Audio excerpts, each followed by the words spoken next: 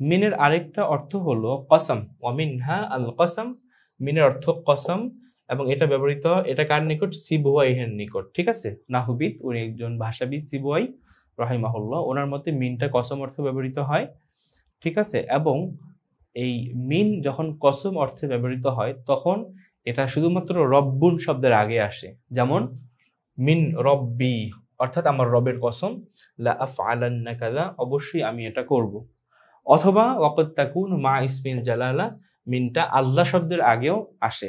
যেমন আর নারু ফিস শীতাই খয়রুন, আর নারু ফিস শীতা, শীতকালে আগুন খয়রুন উত্তম, মিনাল্লাহি।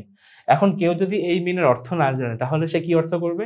সে বলবে শীতকালে আগুন আল্লাহ তাআলার থেকে উত্তম, নাউজুবিল্লাহ। তাহলে তো অর্থ পরিবর্তন হয়ে যাবে। তাহলে এটা না, এখানে যে এই মিনটা ব্যবহৃত হয়েছে এর অর্থ হবে আল্লাহর কসম, অর্থাৎ আন-নারু ফিস শীতাই খয়রুম মিনাল্লাহ, আল্লাহর কসম শীতকালে আগুন ভালো বা উত্তম কল্যাণকর। ঠিক আছে, তাহলে এখানে মিনটা ব্যবহৃত হয়েছে কসম অর্থে।